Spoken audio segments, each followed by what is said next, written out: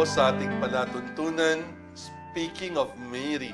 Ito pa rin po ang inyong lingkod, Father Melvin Castro. Ang inyong pong kapatid kay Cristo, Brother Veron Dizon. Marjorie Parajas po.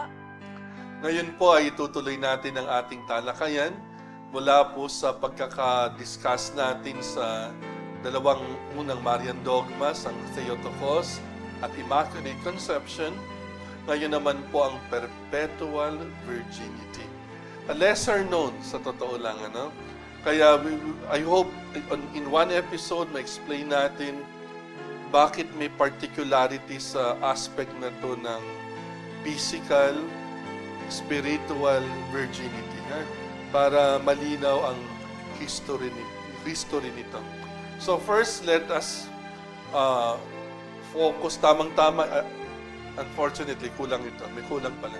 Sa usual pong portrait ng perpetual help, may tatlong bituin dyan. Sa noo, dalawa sa gilid, somewhere. No? Bakit po may tatlong stars? Lalo na sa mga icons, no, na Greek or Russian, a symbol of the virginity. Ito yung tatlong term, ano? Virginitas antepartum, before birth. Virginitas in partu, during birth. Virginitas postpartum, after birth. Bakit kailangan ng physical virginity? Okay, ito. Medyo sensitive ito. SPG muna tayo ngayon, ha? Kahit sa spiritual level, there are certain things na kailangan ng parental guidance or mature guidance. Sabi nga ni San Pablo, di ba? Kapag bata, ang binibigay mo sa sanggol ay gatas. Habang tumatanda, solid food. Ganon din po sa spiritual life. Hindi naman agad-agad ibigay mo yung solid, ano?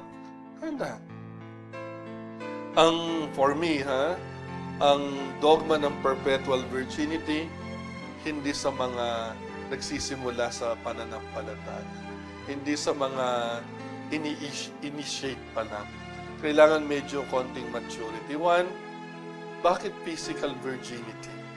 Kung mapapansin ninyo, sa mga mythology, di ba, mga virgin, babae, inaalay bilang sakripisyo.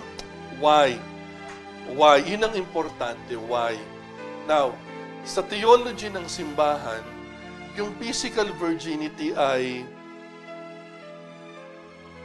external sign ng something interior na virtue. At anong virtue yun? Ang tawag doon ay single-heartedness.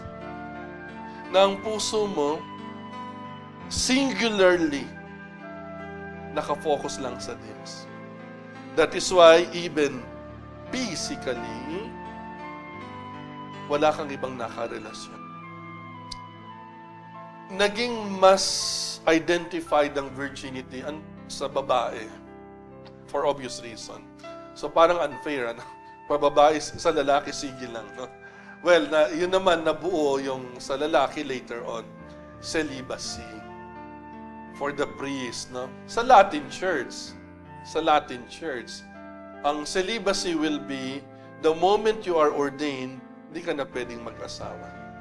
Not before. Wow, ano? Ba't ganon?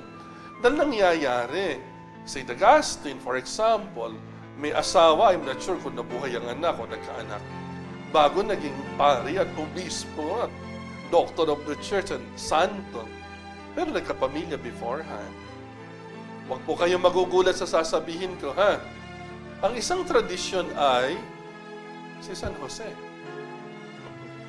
Si San Jose ay biyudo. One tradition, biyudo siya. Kaya nga, siya ay hinirang. Yung chastity niya ay ano pa rin, very, yung legend na yung lily, white lily. Walang problema. Kasi you can always live chastity according to your state of life. Ang chastity ay hindi virginity. Magkaiba yun.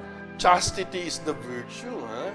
Now, in the case of Saint Joseph, even if he was a widower, consistent pa rin. Una, that is why he was able to take care of the Virgin Mary and the child Jesus. May karanasan na siyang magpalaki ng pamilya. And that is why he was so matured. Alam niyang proteksyonan sa danger. Flight into Egypt. Nung bumalik sila from Egypt, hindi na siya kailangan sabihin ng anghel na, o huwag kang pumunta sa Bethlehem. Punta ka sa Nazareth. On his own na yon. The wisdom ng may edad. At walang masamang may edad. Now, nagkaroon din ng nagka-twist yan eh. Nagkaroon naman ng twist na mawalang galang na po sa mga may edad. Eh bakit naman i-emphasize mo na, ay kaya si Saint Joseph ay was able to remain chaste kasi matanda na. Parang ang chastity para sa matatanda lang. Ano? Parang SPG po ito. Paborito ko tong joke ni Cardinal Sin. Sabi raw sa kanya, Your Eminence, bakit kaya hindi drunkard at hindi ka alcoholic? Sabi niya, willpower. Yung kapangyarihan ng kalooban, will. Ayoko. So, hindi siya lasing yan. Your Eminence, bakit hindi po kayo sugarol? Willpower. Your Eminence, sensitive po yung tanong. Bakit hindi po kayo babaero? Tumahimik siya, sabi niya, power! Power! Power failure. Dahil matanda na siya. No? Hindi. Joke yun ni Cardinal Sin. No? Sumalangit naman. It was a joke na matanda lang ba na lalaki ang kailangan ba ang lalaki ay matanda na para mag-capable ng chastity? So nagkaroon ng trend ngayon na to present Saint Joseph not as an old man, but as a robust young man capable of chastity. Para hindi pang matandang malapit ng mamatay ang malilinis na ang faithful at chaste na lalaki, ano? Kundi a young man, energetic, robust, at the prime of his age, is also capable of chastity. Silent dyan ng dogma. Silent dyan ng doctrine. So, walang kasalanan kung paniwalaan mo ito. What will help you? Sa akin, wala akong issue, ano? Whether he is a young man or whether he was a widower. Kasi parehong may wisdom. Pareho ding may wisdom bakit nabuo yung ganun tradisyon. So the church remains silent about that. Now, nabanggit ko yung burning bush an episode or two ago.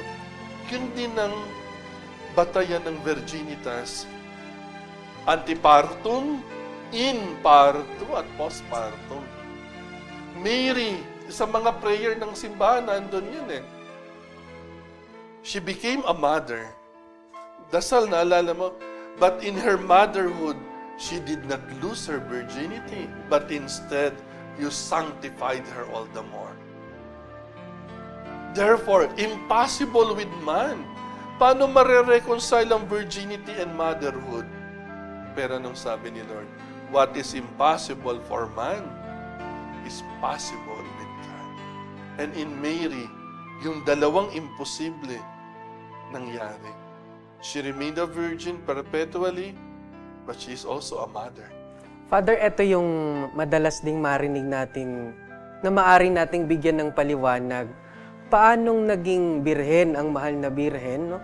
Na pagkatapos niyang maipanganak si Kristo, dun mismo daw sa banal na kasulatan, which is true, na nakasulat po yung mga kapatid ng anak mo na si Jesus ay naghihintay doon sa labasan. Okay. Una, yung adelphos, no? Yun ang Greek word na ginamit eh. Sa John, sa Luke, adelphos ang ginamit na Greek word. Adelphos is brother. Pero, ito yung malaking pero. Ang adelphos ay ginagamit din sa pinsan. So, acceptable ngayon. I-google nyo ha, try nyo. Hindi Catholic website ha. Any website ng Bible explanation, yung explanation ng Brethren of Christ, acceptable ngayon kahit Protestant. Hindi ibig sabihin nun ay kapatid niya kay Mother Like Mary. Pinsan. Adelphos, no? Adelphos. So, hindi yon proof na may ibang anak ang mahal na Birhen Maria. And Pero Father, ibig pong sabihin wala ding proof na may unang anak po si Saint Joseph. Totally wala. Totally. Lumabas siya sa scripture. Ang description sa kanya ni Saint Matthew ay he was a just man. Just kasi ang hirap ng makatarungan. So ang translation ngayon ay he was a righteous man. Isa siyang taong karapat-dapat. Isa siyang taong makatarungan, just in the sense that mabuti siyang tao. So yun and not a single word, not a single word that he uttered. Pero lahat ng inutos sa kanya, ginawa niya. Ngayon, iyan ay, at least for the Catholic Church, yung Joseph ng New Testament ay merong halimbawa sa Joseph sa Old Testament. Si Joseph the Dreamer. Then pareho rin si Joseph sa Old Testament nag-i-interpret ng dream. Si Saint Joseph sa New Testament nangusap ang Diyos through the dream. Sa Old Testament, si Joseph, nung nagkaroon ng taggutom, humingi ng tulong yung mga kapatid niyang binenta siya. And the long story is na reunite sila, the short story rather.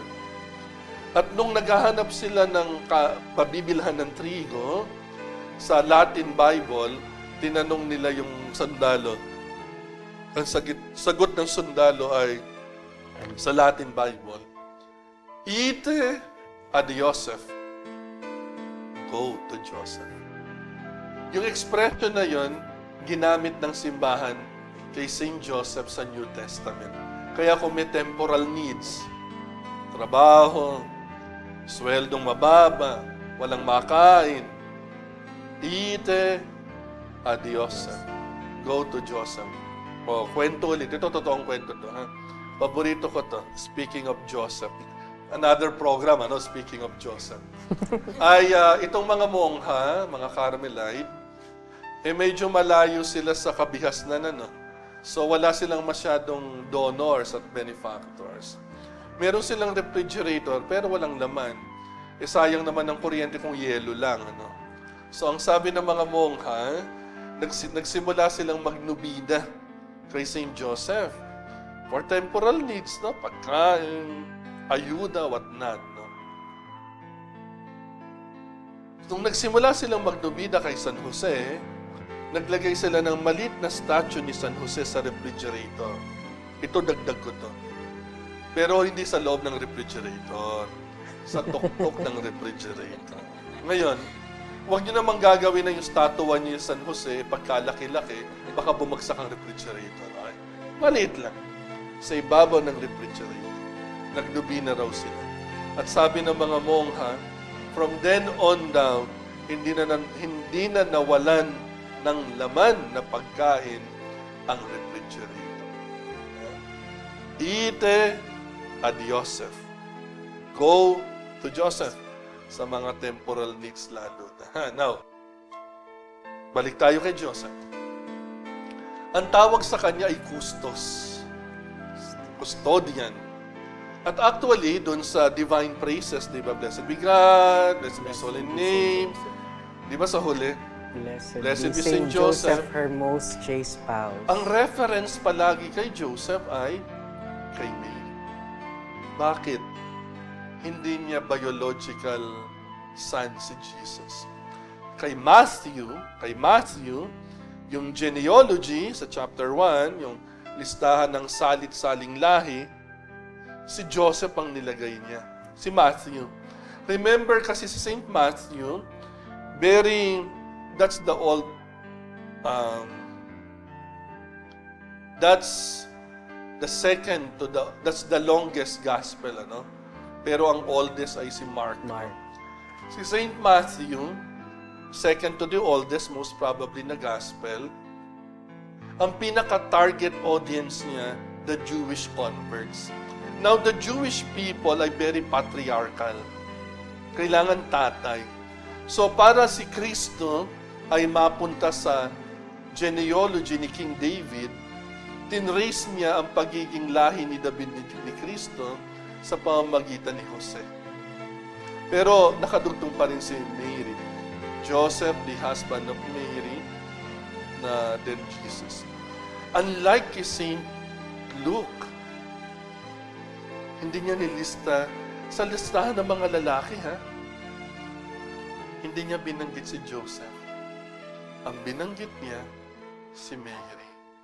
Kasi kay Saint Luke, malinaw na ang biological mother, si Mary. At si Joseph, hindi natin binabaliwala, of course not. Pero siya yung custos, the custodian of Jesus and Mary. Custodian. Sa Latin, ang tawag pa sa kay Saint Joseph ay Pater Putativus. Espanyol, ganun din. Padre Putativo. In English, foster father.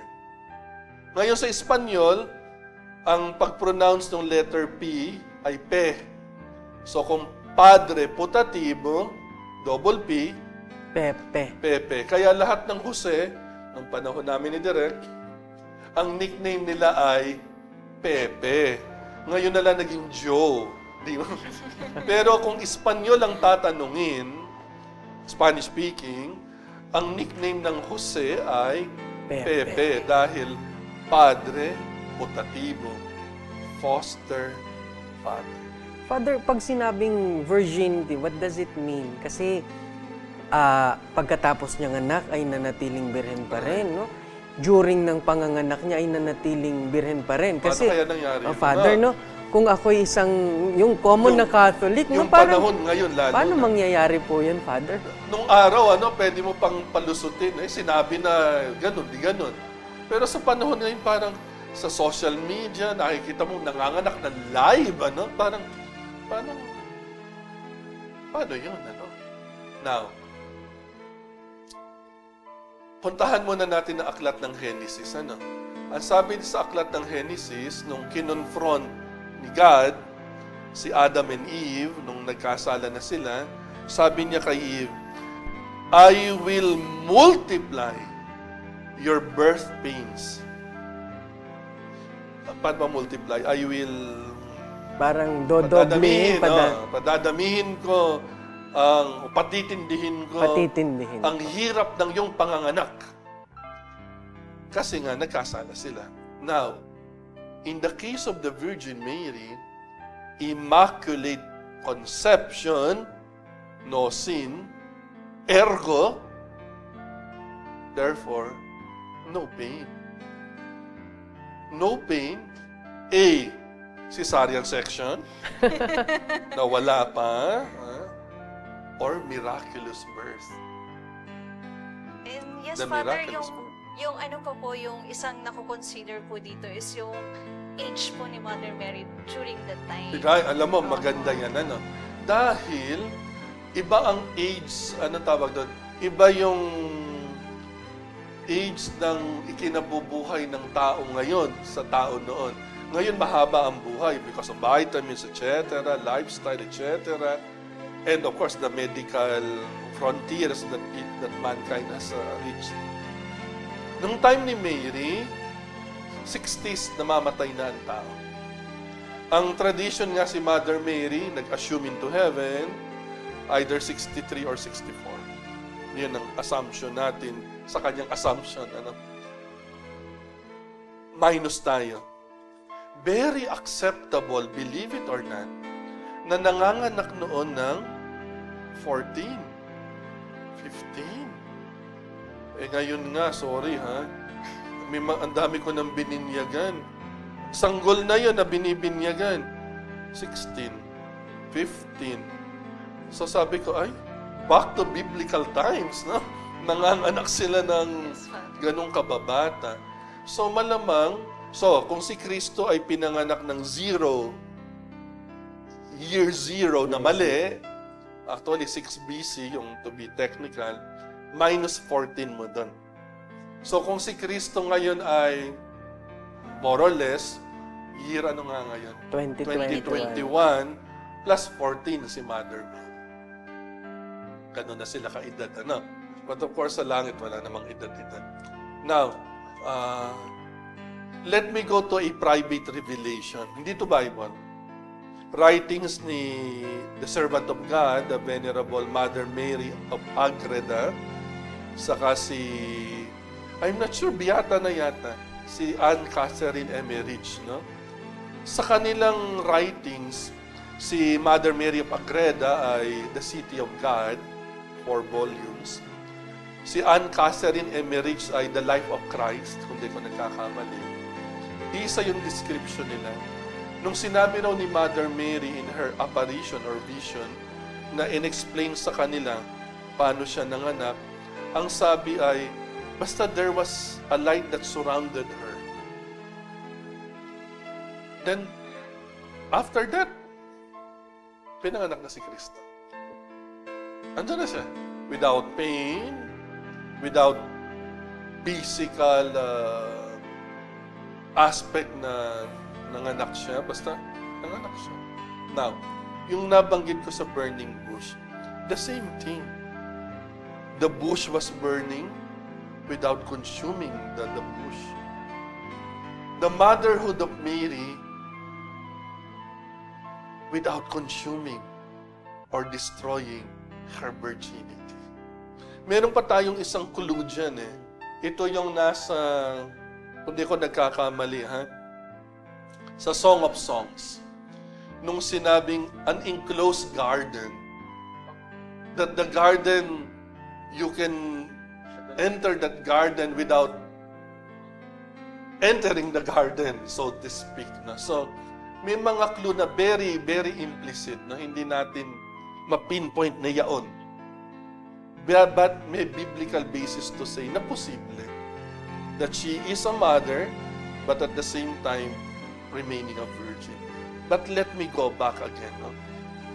Beyond physical virginity is the single-heartedness of Mary. That her heart, her soul, her entire being, completely to God alone. Yun yung pinaka-spiritual aspect ng virginity. Yung physical will be resulta, a fruit of her spiritual virginity, so to speak. Kaya ang isa pang dyan is, yung concept natin, sorry ha, sa mga matatandang dalaga, ang tawag ko dyan, PhD, panghabang buhay na dalaga. No? Ang tingin natin, ay matandang dalaga, no? Masungit, no?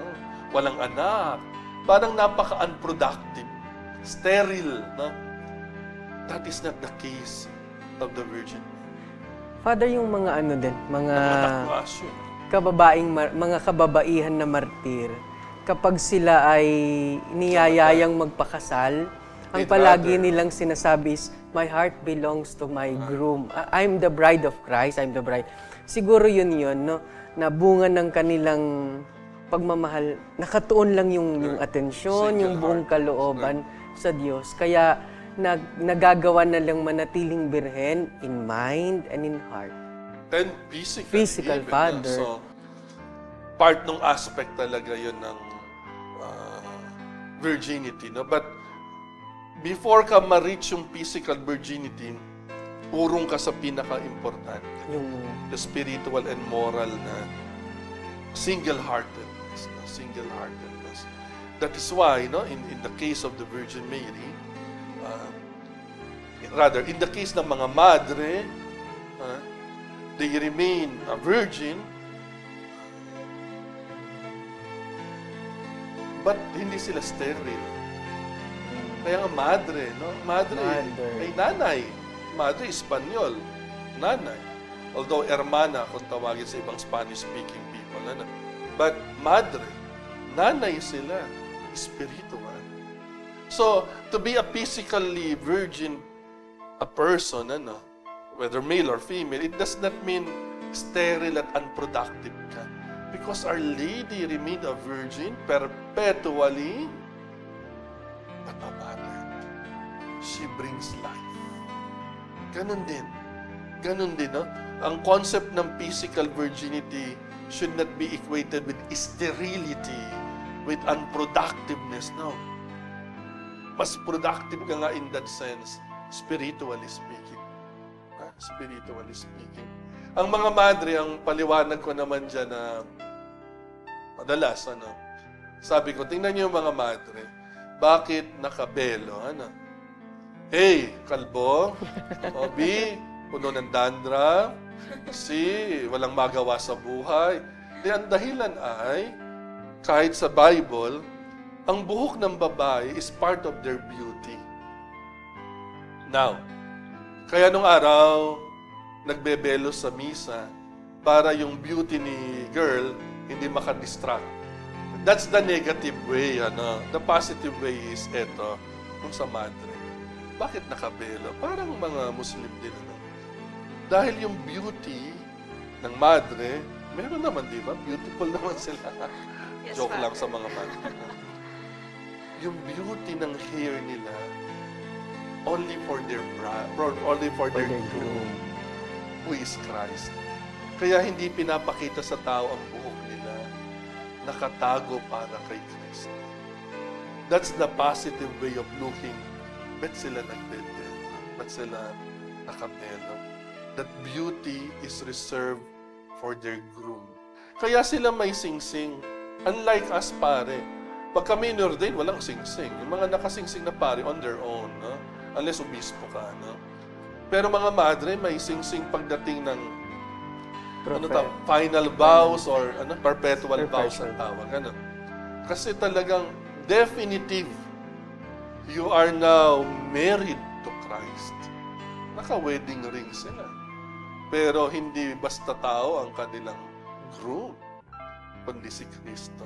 Lalo na sa case ni Mother Mary. Actually, personal opinion ko ito, Kaya maingat ako sa translation ng, di ba yung dinagdag si Saint Joseph, and Joseph, her spouse. Yung sa Tagalog na si Jose ang kanyang kabiyak ng puso. Pwede mong sabihin yung kabiyak ng puso sa normal na mag-asawa.